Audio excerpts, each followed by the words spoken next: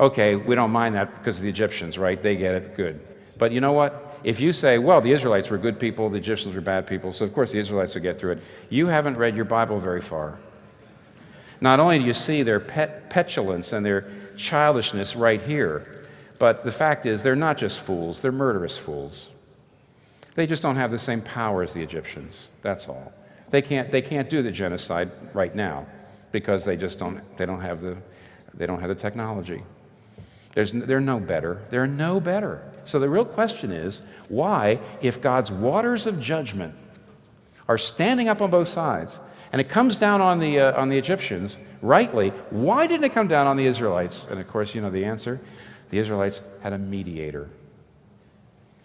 Now, verse 14 says, and then everyone cried out. You know, it says everyone cried out. They said, didn't we say to Egypt, leave us alone, let us serve the Egyptians, and so on. Then you get down to verse 15, and the Lord said to Moses, why are you crying out to me? Now, commentators go two ways on this. See, earlier you have the Israelites crying out in rebellion. We wish we were back in Egypt. God shows up and rebukes Moses. There's no indication Moses was doing that.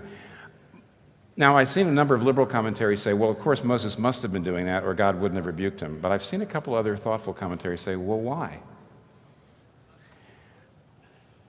Later on, by the way, in verse 21, we're told Moses stretched out his hand over the sea, but before the verse is over, it says, and all that night the Lord drove the sea back. Here's what you've got. You've got one man who is so identified with the Israelites that their guilt is upon him.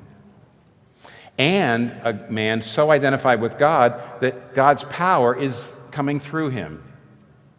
He's a man in the middle. He's so identified with the people that he gets rebuked for their sin. And he's so identified with God that he's a vehicle for God's saving power.